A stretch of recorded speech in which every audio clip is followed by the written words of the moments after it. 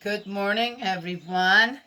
It's much warmer again today. It was yesterday too. 77 yesterday, but still a little cool. I came out here and I realized I'm barefoot again, which is fine. My feet are warm, but I found my mommy's socks out here, so that she knitted for me. I think I'll put those on just for good measure.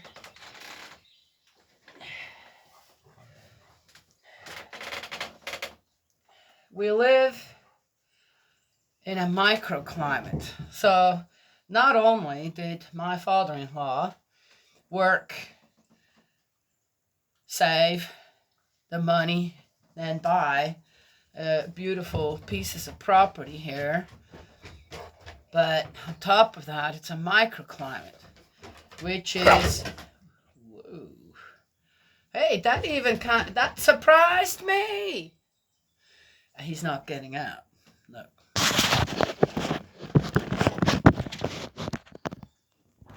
He ain't happy. He has to stay. His mama is not here. Sissy has gone to work, and he has to stay. It's fall time. Who knows what they get into, but they're gone for hours and hours and hours, way longer than is acceptable to me, right? So he has to, when Sissy's gone, because if anything happens to that dog, I don't want to be responsible for it when it comes down to it. And so he has to stay. He has to stay just like us in the front yard, because without him, the other ones won't go far. So that is that. And he's not happy about it, so he's giving me the look. He's cranky. So be it.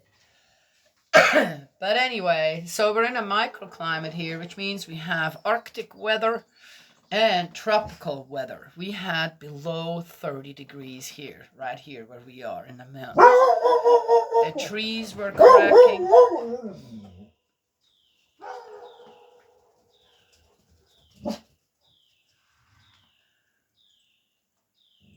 This is like a big old playground for these dogs.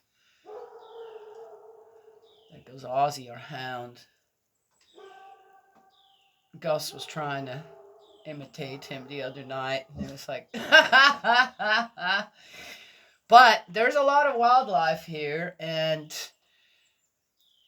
well, anyway, so the it's an amazing place to live, and there's an amazing amount of wildlife and fauna that is here that you won't find other places. Yes, it's also a national forest. We live in a national forest, national park forest, the Daniel Boone,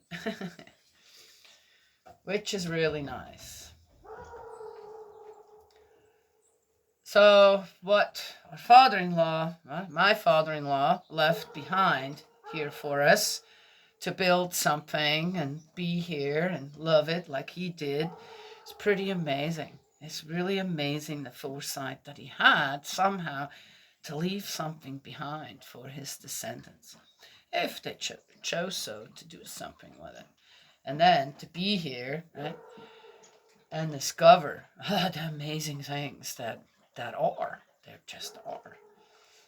So we have, it's going towards the end of October, and we have really warm days still without the humidity, which is really nice, which also brings the bugs out though again, who are a bit cranky too. And then you got really, really, really cold days. But the colder days, I have to say, they come and go. It's not, every year's a little different. Huh? So would I say I notice anything in the change of weather? Not really. Not really. I could tell you 10 years ago, we had a similar, 15 years ago, we had a similar year we had this year. Huh? Yeah. And next year it might be one that, when we first got here. I mean, it's just, as I said, not disregarding that there are some problems out there, but again, I think that there are many things that could be taken care of in different areas where there is a concern. This not how one stops global warming. I have no idea. I think it's just a natural phenomenon too that, yep, it's probably not a bad idea not to produce things, right, that go in the ground, that heat up the earth with whatever else is going on out in the atmosphere even more, right? I see that. Okay, so how can I'm not a scientist, I have no, but as a gardener, as a farmer, as a rancher, right, we have manure. And having read up on how compost out of leaves and food leftovers and this and that, how that becomes dirt, it kind of tells you it takes a lot of heat to transform uh, biodegradable matter, right? To have that become a different form of matter, right? Like dirt. I said leaves and other grasses and manure, from a horse or goats or chickens or pigs, on how that, if it gets kept in a certain way, on how it transforms back into actual dirt. It takes about 3 years. And it's amazing dirt. Yes. So it takes a lot of heat though. So we have one place here where it gets really hot in our manure pile. Now, if you have so much garbage, again, it kind of comes down to the garbage for me. So anyway, but otherwise, I don't know. I find it concerning that, the one thing with our bills is the electric bill, which has gone up a lot. It's about 150% that it has gone up since 2020. Yeah. Since, let's not go there. And I could see, and our bill's still quite low, really, when it comes down to it. But I could see that for other people, that's a real struggle, right? Yeah. Are we really still so far behind when it comes to technology and uh, living together as a society and the science and that we haven't figured out yet how to make sure for a reasonable price to keep the lights on, to keep our refrigerators going, yes, and certain other things. So that's kind of a little bit of a surprise to me, and really, when it comes to certain things that people have really gotten used to, not just that, but kind of depend on. Yeah, well, it's what happens. You got a good thing going, suddenly the good thing kind of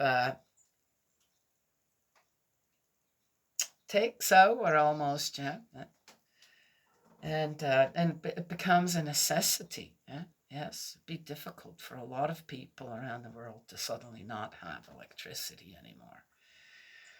So it should be, first of all, I think that it should be out there for everyone available. Why isn't it? Right?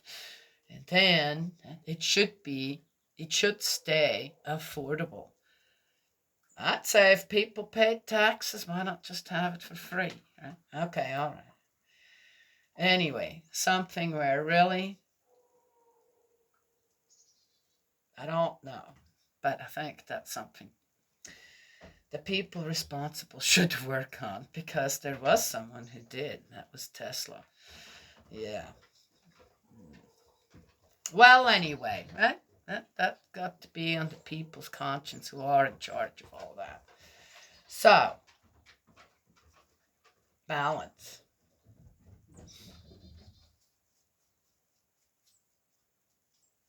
Not sure how profitable it suddenly will be when people can't afford electricity at all anymore, right? And then you miss so many months of paying and it just gets turned off. Well, I know people that happen to, so then what? Is that profitable? For the ones who profit right now so heavily with that? I don't know. It's like kind of shooting yourself in your own foot. Well, anyway. So, it's a nice morning here, and it might be time for some planting time today. We'll see. I got my daughter coming. Yeah, I know. You want to go out there so bad, but you're not. No. I know those two won't go too far. You will take them for a 5-6 hour trek to who knows where. You can do that when Mama is here. Right? See. All right, we're in Genesis 20. Abraham at Gerar. Abraham left there for the region of the Negev. So he was still in Negev, and he left there for the... Oh, no. Or he went to Negev? Well, where was he now? Oh, dear me. All that moving around. And settled between Kadesh and Shur. While staying in Gerar, Abraham said of his wife Sarah, "She is my sister." Wait a minute, didn't we already have that? Thought we already had one of those. Well, here we go again. Okay. And Abimelech, the kings of Gerar, had Sarah brought to him. Oh, wait a minute. Are we somewhere else now? The king of Abimelech, the king of Gerar. So they've done this before, or they've done this before. Now they're doing it again. They haven't learned the darn thing. All right, let's keep reading. Ugh, dear me. But God visited Abimelech in a dream one night. "You are to die," he told him, "because of the woman you have taken, for she is a married woman." Oh my gosh, well, he didn't know. He was lied to. Come on now. But he had a dream, most likely. Something ain't right. Maybe he was about to take her as his wife, but didn't yet. I mean, who knows? Why an innocent person have to die or is being threatened by God because Abraham can't get his stuff together? Well, anyway.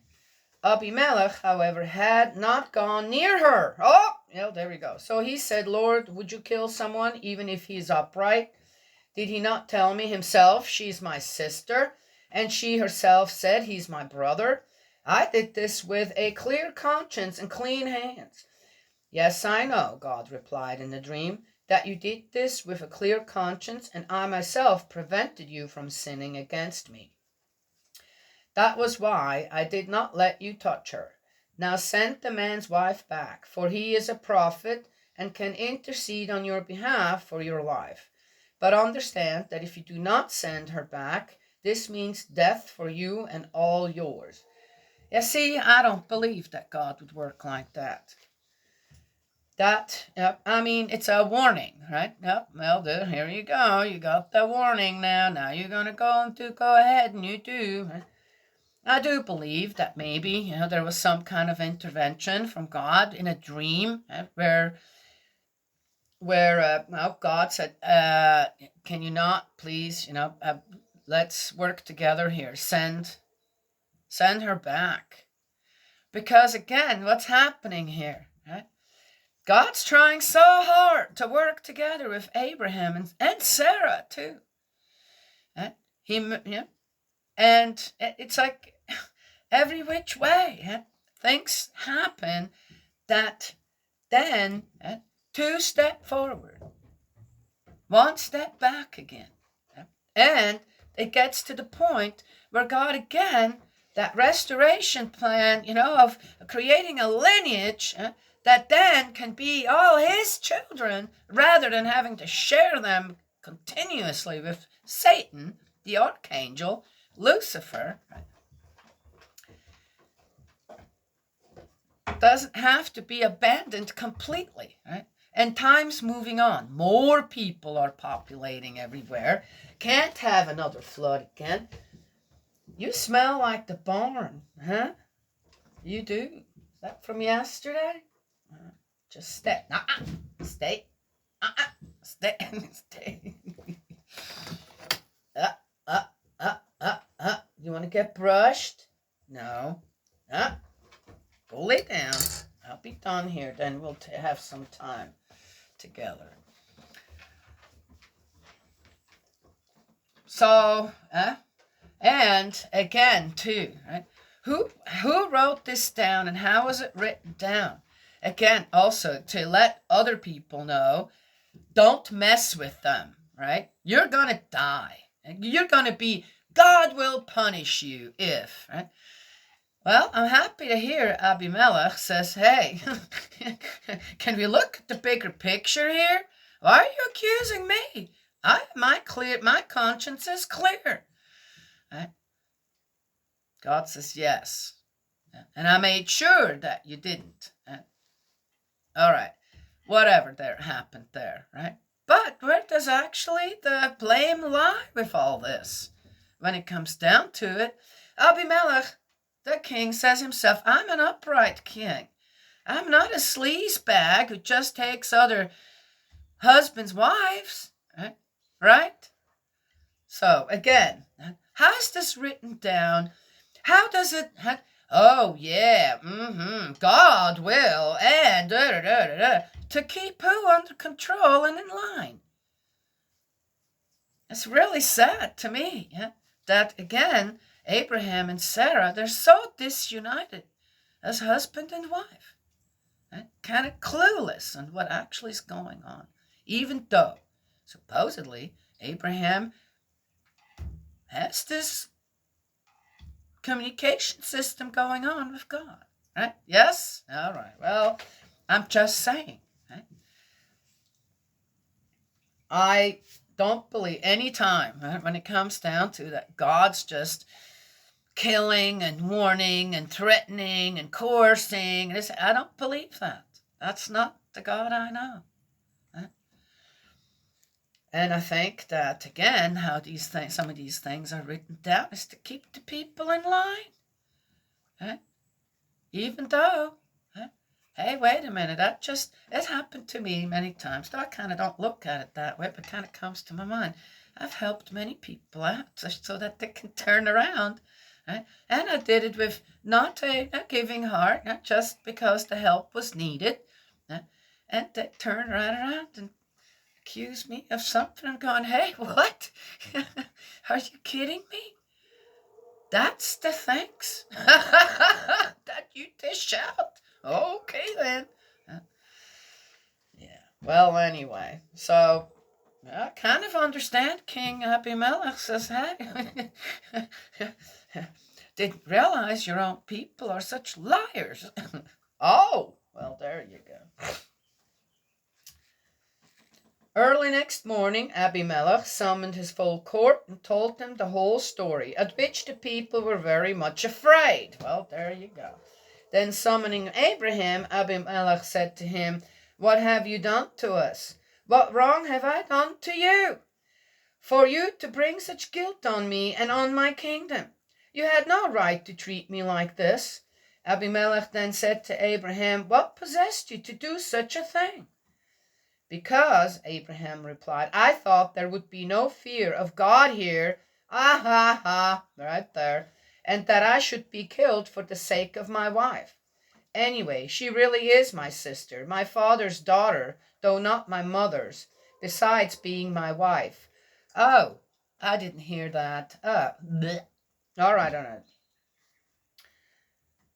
So when God made me wander far from my father's home, I said to her, there is an act of love you can do me.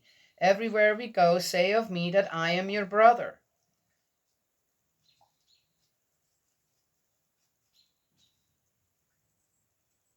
deceit. Deceit came into being. Oh, wow. Whew. Abimelech took sheep, cattle, men and women, slaves, and that got doggone slaves everywhere, and presented them to Abraham, and he took them. Oh, yeah, great. Yeah. I said, what is it with people, dealing with people, using people as possessions? Look how early this started. Genesis.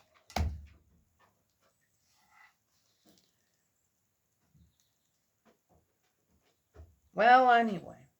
Oh, what's going on today? It's a nice day. The sun's coming out. Oh, I tell you what, I read this stuff and the misrepresentation. Is that kind of teaching us as well? The misrepresentation of God are all around the world. Look how early it already started. For whom's benefit? Yeah, you could do me a great act of love. Oh, yes. All right, Danielle. I know, right? And gave him back his wife Sarah. And Abimelech said, look, my land is open to you. Settle wherever you please. Wow, what a king. On top of that, he says, go ahead. You've already brought this upon us. Though I've been good to you. Now go on, do your thing. And why don't you just take part of my land too? Huh? Yes? Go right ahead.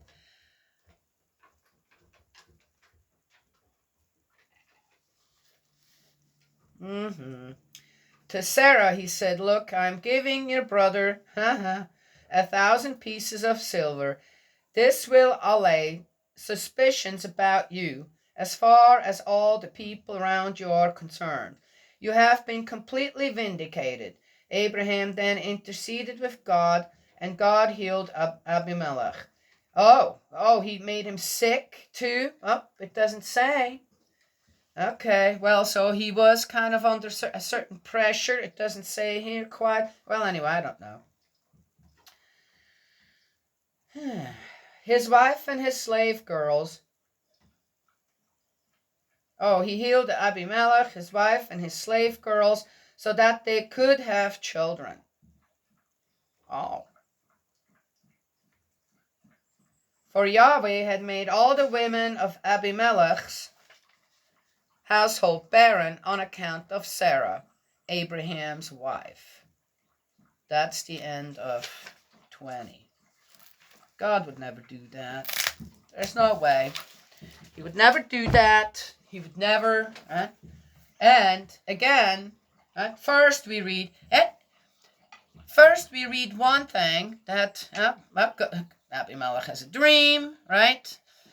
And he goes, well, I didn't touch her yet. Yeah, I'm glad you're telling me.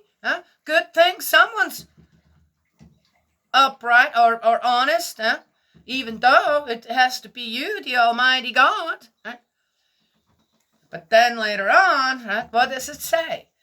To do what? I mean, really? I mean, the dream between God and Abimelech, I could see that happening, where he got the warning. People get warnings through dreams a lot, actually. Are they premonitions? Again, there is something already in the works, but it shouldn't go any further than that's the certain things on how they happen, where they get to. There is still the possibility of writing it. So I could see, and Abimelech kind of get mad at Abraham and Sarah, saying, wow, what did you get me into here? But then later in the story as well, what happens? Whoever wrote the story, we know whose side they were on. Then, okay, now really when it comes down to it, Abraham and Sarah should take full responsibility for all that. But then, and towards the end, there has to be some blame put somewhere else, otherwise we will never be credible again. You see? That's a sad, politics. Right there.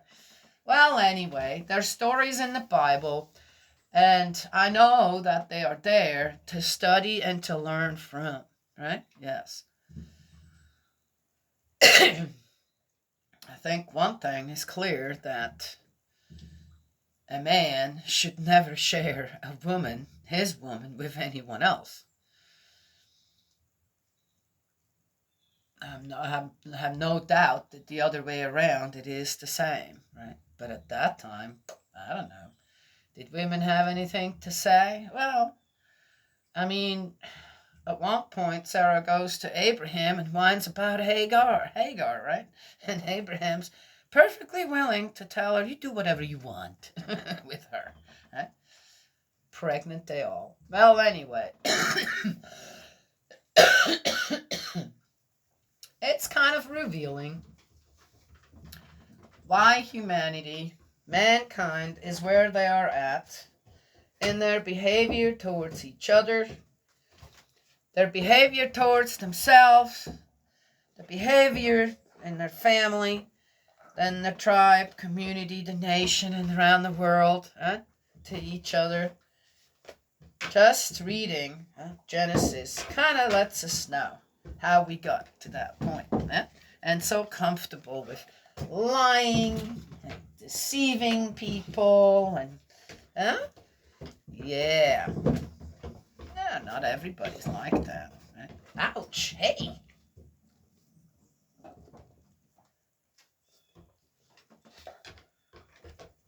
You're ready to do something, aren't you? Yeah, okay. Well, we'll get there.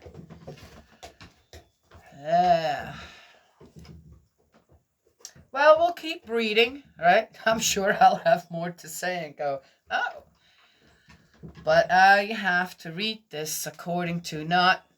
All right, I could make excuses, right, for the behavior of Abraham and Sarah. I could, right? And I could definitely make Abimelech, a king of Gerar, into the bad guy. Absolutely could I do that. If I would want to believe that God is as he is portrayed here in Genesis many times. Yeah. But I don't believe that. I read this with knowing from experience in my life on what a patient, loving, absolutely non-violent parent God is.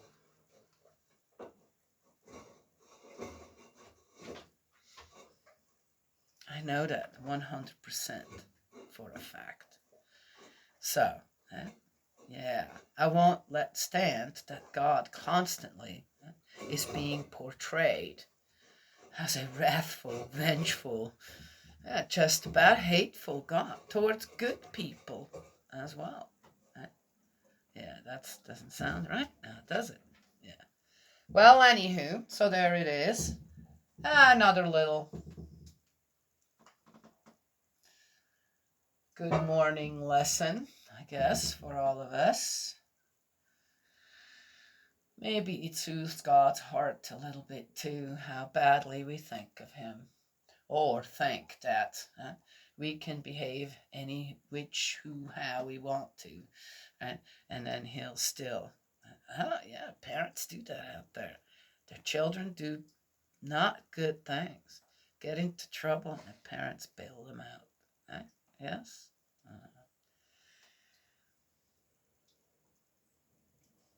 Yeah, if one would want to look at it, right? In a way, God did bail Abraham and Sarah out, right?